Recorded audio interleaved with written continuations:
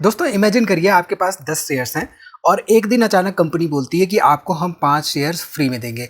लेकिन सवाल यहाँ पर यह है कि 1:2 बोनस शेयर का मतलब एक्चुअल में क्या होता है, कितने शेयर्स मिलेंगे और क्या आप एक्चुअली में रिच जैसा फील करोगे बोनस शेयर इशुएंस के बाद। तो डिटेल में एक कंपनी के बारे में यहाँ पे जानेंगे जिसने कि 1:2 की रेशियो का बोनस शेयर अनाउंस किया है और जिसका रिकॉर्ड डेट भी अनाउंस कर दिया गया है। तो वीडियो को यहाँ पे पूरा देखिए और स्टॉक मार्केट इन्वेस्टमेंट के बारे में कुछ नया सीखिए। नमस्कार दोस्तों, मैं उमेश त्रिपाठी आपका स्वागत करता हूँ स्टॉक फॉर रिटेल पर, स्टॉक मार्केट से जुड़ी एक नई जानकारी के साथ। ध्यान रखिए जो भी चीजें हम यहाँ पर डिस्कस कर रहे हैं वो किसी तरह का बाई या सेल रिकमेंडेशन नहीं है। तो यहाँ पर जिस कंपनी के बारे में हम बात करेंगे उस कंपनी के पहले मैं आपको ब्रांड्स दिखाता हूँ कि कौन कौन से ब्रांड्स हैं। आपको अगर मैं पूछूंगा वेस्ट साइड से क्या आपने कभी कपड़े खरीदे हैं तो आप ऑब्वियसली जवाब देंगे कि हाँ। अगर आप टियर 2 टियर 3 सिटी से हैं तो आपका जवाब हाँ में होगा। मैं आपसे पूछूंगा जूडियो, तो जूडियो तो आजकल बहुत ही फेमस है। अगर मैं आपसे पूछूंगा उत्सा, तो उत्सा के ब्रांड बैंगलोर जैसी सिटीज़ में आपको कहीं कहीं देखने को मिल जाते हैं। इन केस अगर आपने देखा है तो कमेंट करके जरूर बताइए। अगर मैं आपको पूछूंगा समो, तो ये भी आप बता सकते हैं। अगर मैं आपको पूछूंगा ये पर्टिकुलर ब्रांड जो कि है बर्न्ट टोस्ट, तो ये भी आप बता सकते हैं। स्टार बाजार के बारे में आपको पता ही होगा। तो यहाँ पर ये जो नाम मैंने लिए राइट, ये नाम एक सर्टेन कंपनी के अम्ब्रेला में आते हैं और वो कंपनी कौन सी है? वो कंपनी है ट्रेंड। अगर मैं आपसे पूछूंगा ट्रेंड के बारे में आप जानते थे, तो आई एम श्योर कि आप में से 70 to 80% लोग का जवाब होगा नहीं, क्योंकि जनरली हम लोग कंपनियों के बारे में ना जानते हुए उनके प्रोडक्ट्स के बारे में जानते रहते हैं। लेकिन जब भी हमें इन्वेस्टमेंट करना होता है तो हम जनरली कंपनियों के नाम देखकर इन्वेस्टमेंट करते हैं और प्राइस देखकर इन्वेस्टमेंट करते हैं। फिर वहाँ पे अगर हमें बताया जाए कि इस कंपनी का प्राइस 7,000 रुपये का है तो हमें लगेगा कि उस कंपनी में इन्वेस्टमेंट नहीं करना है। और अगर हमें बताया जाए कि कंपनी का प्राइस 700 रुपये का है तो साइकोलॉजिकली हमें लगेगा कि चलो उसमें इन्वेस्टमेंट कर देते। फिर हम बिजनेस क्या कर रही है कंपनी ये देखने नहीं जाते। और यही एक तरह से हम रिटेल इन्वेस्टर्स गलत करते रहते हैं।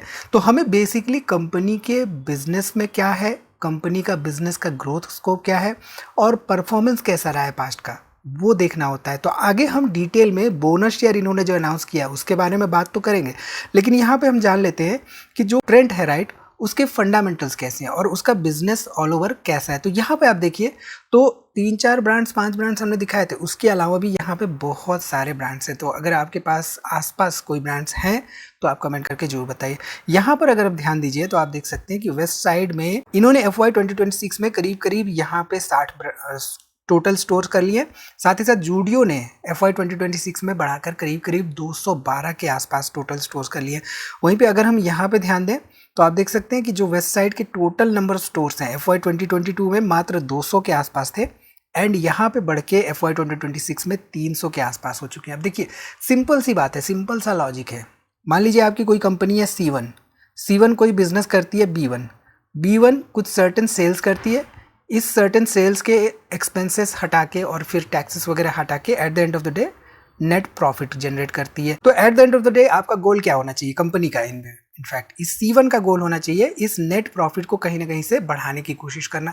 और वो कैसे बढ़ा सकते हैं? अगर इस तरह के बिजनेस में है तो वो अपने नंबर ऑफ स्टोर्स बढ़ा सकते हैं, फिर वहाँ पे सेल्स ग्रोथ कर सकते हैं और ऐसे में प्रॉफिटेबिलिटी ग्रोथ कहीं ना कहीं से हो सकती है। ठीक है, इसके साथ ही साथ यहाँ पे अगर हम जूडियो के ओवरऑल स्टोर काउंट्स देखें तो FY 2022 में मात्र 233 नंबर ऑफ स्टोर्स थे, यहाँ पे करीब करीब 963 स्टोर्स हो चुके हैं। Almost 4 Guna number of in terms of number of stores यहाँ पे बढ़े हैं। तो सोचिए जब मान लीजिए कोई कंपनी 10 रुपये कमा रही है सर्टेन 10 स्टोर से, अब स्टोर नंबर ऑफ स्टोर यहाँ पे 40 हो जाएंगे तो कमाने का सिलसिला यहाँ पे हो सकता है कि 10 रुपये कमाने से 40 रुपये वो कमाने लगेगी। In fact there are many types of expenses. तो उन एक्सपेंसेस को हटाने के बावजूद कहाँ पे वो 10 रुपये कमा रही थी, कहाँ पे वो सीधे सीधे 40 रुपये कमाने लगी और उस 40 रुपये में कहीं ना कहीं से प्रॉफिट निकल के आएगा कुछ ना कुछ। ठीक है, तो यहाँ पे ट्रेंड के फंडामेंटल्स एक बार देख लेते हैं, फिर चीज़ें हमें यहाँ पे समझ में आएंगी। ट्रेंड का फंडामेंटल्स आप देखिए तो रिटर्न ऑन इक्विटी 28% का रहा है, रिटर्न ऑन कैपिटल एम्प्लॉयड 29% का, डिविडेंड यील्ड 0.14% के आसपास रहा है, डेट टू इक्विटी मात्र 0.37 है, पेट्रोस्की स्कोर यहाँ पे 6 का है, तो पेट्रोस्की स्कोर क्या होता है, ग्राहम नंबर क्या होता है, वैल्यूएशंस कैसे हम देखते हैं, ये सब हमने आपको बता रखा है S4R पर। तो जस्ट इन केस अगर आप चीज़ें देखते हैं कि नहीं आपको समझ में आ रही तो आप S4R पर आ सकते हैं, डिस्क्रिप्शन में लिंक दी गई है आपको। सेल्स ग्रोथ यहाँ पे 7 सालों का 34% के आसपास रहे। देखिए नंबर ऑफ स्टोर काउंट जो है बढ़ता जाएगा तो ऑब्वियसली सेल्स बढ़ने के चांसेस वहाँ पे ज़्यादा होते हैं। सबसे concerning factor price to earning ratio 88 के आसपास है। अब देखिए 88 का प्राइस टू अर्निंग रेशियो, लेकिन इंडस्ट्री का price to earning ratio just half यानी कि 44 के आसपास है। प्राइस टू अर्निंग रेशियो से हमें थोड़े बहुत वैल्यूएशंस पता चलते हैं, ग्राहम नंबर से वैल्यूएशंस पता चलते हैं, इंट्रिंसिक वैल्यू से हमें वैल्यूएशंस पता चलते हैं, और साथ ही साथ पीजी रेशियो से हमें वैल्यूएशंस पता चलते हैं। तो जनरली 1 के ऊपर पीजी रेशियो होता है तो वो ओवर वैल्यूड कहलाता है, प्राइस टू अर्निंग रेशियो 25-30 के ऊपर होता है तो वो ओवर वैल्यूड कहलाता है। लेकिन कुछ इंडस्ट्रीज ऐसी होती है जहाँ पे प्राइस टू अर्निंग रेशियो उतना मैटर नहीं करता है। तो ये सब चीज़ें जब हमें पता होती है राइट, तब हमें हमारे सामने जब डाटा रहता है तो उस डाटा को देखकर हमें समझ में आता है कि जो प्राइस चल रहा है वो जस्टिफाई कर रहा है अपने फंडामेंटल्स को या नहीं। ठीक है, चलिए इसके साथ ही साथ यहाँ पे आप देखिए तो 2015 में करीब करीब 2000 करोड़ रुपए के आसपास इनका सेल्स था, 200 करोड़ रुपए के आसपास प्रॉफिट बिफोर टैक्स था। अब 2020 तक सब कुछ ठीक ठाक था, हालांकि यहाँ पे बीच में डिप हुआ था प्रॉफिट, बट इन्होंने रिकवर कर लिया था, सेल्स भी इनकी बढ़ती थी। लेकिन 2021 में आप देखिए कोविड के जस्ट बाद यहाँ पे इनकी सेल्स इंपैक्ट हुई और कंसिक्वेंटली इनका ओवरऑल प्रॉफिट भी नेगेटिव में आ गया। अब देखिए जो स्ट्रॉन्ग कंपनियां होती हैं वो क्या करती हैं, वो अगर बुरा समय गुजरता है तो उस बुरे समय में रेट्रोस्पेक्ट करती हैं, देखती हैं कि वो क्या कर सकते हैं, क्या गलत हुआ है। अगर नेचुरली कुछ गलत हुआ है तो फिर उसमें वो देखने की कोशिश करते हैं कि कैसे वो अपने आप को आगे बढ़ा सकते हैं। तो 2020 में लॉकडाउन हुए थे, सबको पता है, और उसके बाद क्या हुआ ये भी हम सबको पता है। अब उसके बाद यहाँ पे क्या हुआ तो ये आप देखिए 2021-22 के बाद 4400 करोड़ का सेल्स यहाँ पे 2022 में, 111 करोड़ का यहाँ पे प्रॉफिट बिफोर टैक्स, एंड 2026 में यही 4000 बढ़ के 20,000 करोड़ का सेल्स हो चुका है, एंड यही 111 करोड़ बढ़ के यहाँ पे 2236 करोड़ का हो चुका है ओवरऑल प्रॉफिट बिफोर टैक्स। ठीक है, इसके साथ ही साथ अगर हम यहाँ पे देखें तो जून 2023 में आप देखिए 37% के आसपास प्रोमोटर्स थे, 22% यहाँ पे पब्लिक थी, और यहाँ पे करीब करीब 40% के आसपास एफआईज एंड डीआईज देखने को मिल रहे थे। अब जनरली हम ऐसी कंपनियां देखते हैं जिनमें कि प्रमोटर्स अपने स्टेक्स जल्दी सेल नहीं करते विदाउट एनी रीजंस, वो अपने स्टेक्स को प्लेज नहीं करते विदाउट एनी सॉलिड रीजंस। तो यहाँ पर आप देखिए तो सितंबर 2023, जून 2024 ये जो प्रमोटर शेयर होल्डिंग है वो कम नहीं हो रही है। इसके साथ ही साथ यहाँ पे आप ध्यान से देखिए तो कहीं ना कहीं से बीच में पब्लिक बढ़ जाती है, कम हो जाती है, और लेटेस्ट डाटा के हिसाब से अगर हम यहाँ पे देखें तो आप देख सकते हैं 37% के आसपास अभी भी यहाँ पे प्रमोटर्स हैं, 25% यहाँ पे पब्लिक हो चुकी है, और यहाँ पे आप देख सकते हैं करीब करीब 38% के आसपास आपको एफआईज एंड डीआईज देखने को मिल रहे हैं। अब होता क्या है कि जब प्राइसेस बढ़ते हैं स्टॉक्स के तो होता क्या है कि वो न्यूज़ में आने लगती चीज़ें, और रिटेल इन्वेस्टर की टेंडेंसी होती है कि 10 रुपये की चीज़ 15 पहुंच गई, देखते ही देखते 20 पहुंच गई, तो उनको लगता है कि चलती ट्रेन पे सवार हो जाओ, और वो भागते हुए के पीछे पकड़ने की उनको कोशिश करने लगते हैं, और इसी टर्म्स में कहीं ना कहीं से शेयर होल्डर्स यहाँ पे पब्लिक शेयर होल्डिंग बढ़ती हुई दिखाई देती है। जो हमारे जनरली एफआईज एंड डीआईज होते हैं वो क्या करते हैं कि वो ट्रेन में सवार होते हैं और लंबी दूरी तय करते हुए कहीं ना कहीं एग्जिट करते रहते हैं छोटी छोटी क्वांटिटीज़ में। ठीक, चलिए अब यहाँ पे ट्रेंड का अगर हम 27 अप्रैल का सर्कुलर देखें तो 27 अप्रैल के इन्होंने दिन क्या कहा था इन्होंने कि कंपनी का जो रिकॉर्ड डेट है वो 29 मई 2026 को तय किया गया है। ठीक, ये तो इनका पहला सर्कुलर था।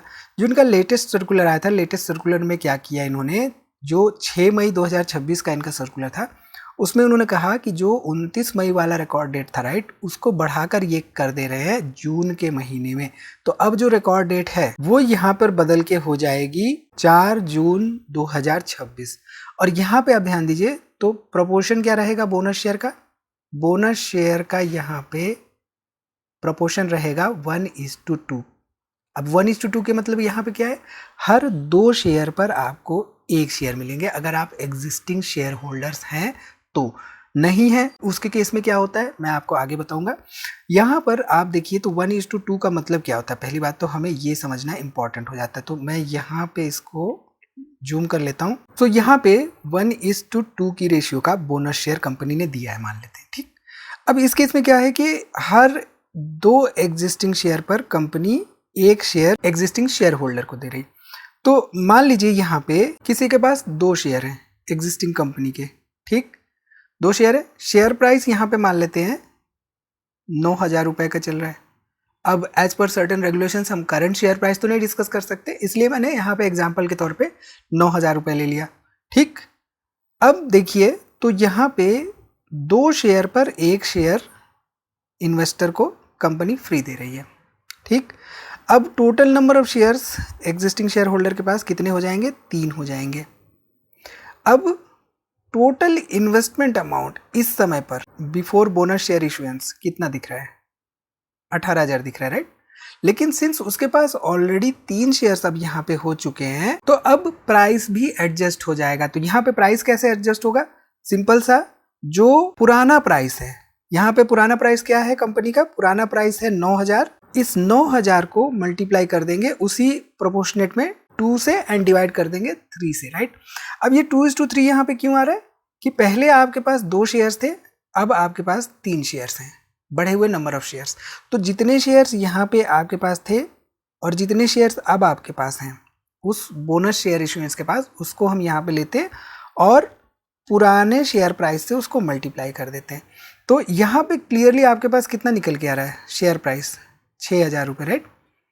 अब आपके पास 3 शेयर्स तो हैं, लेकिन शेयर प्राइस रिड्यूस होकर 6,000 का हो गया, तो अभी भी वो अमाउंट जो है वो 18,000 का ही ठहर रहा है।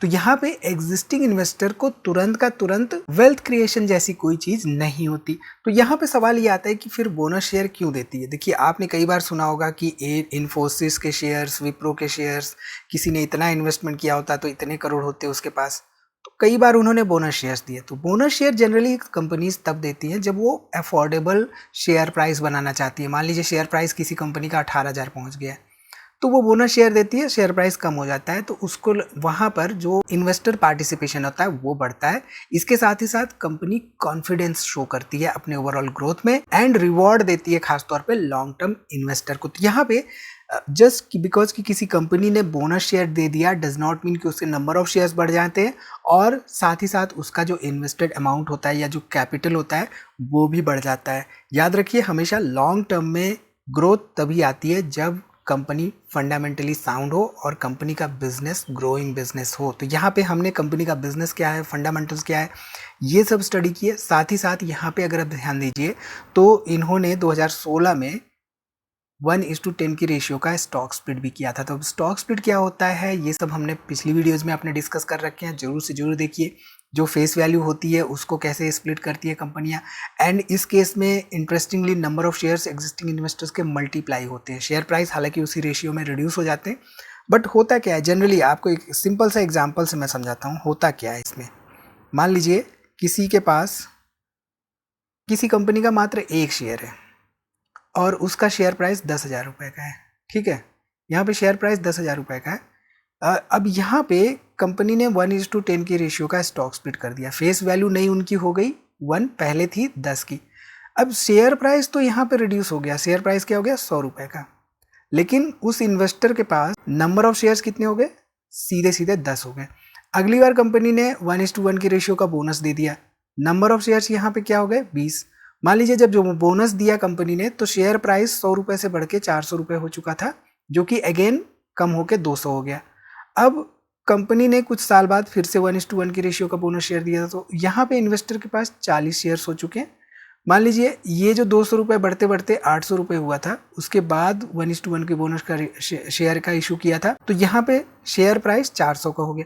बट ऑल इन ऑल अब देखिए धीरे धीरे क्या है, यहाँ पे इन्वेस्टर को ग्रोथ इन वेल्थ होती है जब भी कंपनियां बोनस शेयर या शेयर स्प्लिट करती हैं। तो सिंपल सी बात है, हमें कभी भी कंपनी की एनालिसिस करते समय ये बात पे ध्यान नहीं देना चाहिए कि उन्होंने बोनस शेयर अनाउंस कर दिया है या स्प्लिट कर दिया। हालांकि historical bonus share and split की हिस्ट्री हमारे लिए इंपॉर्टेंट होती है, बट अभी किसी कंपनी ने कर दिया डज नॉट मीन कि हम पीछे ही भागने लगे।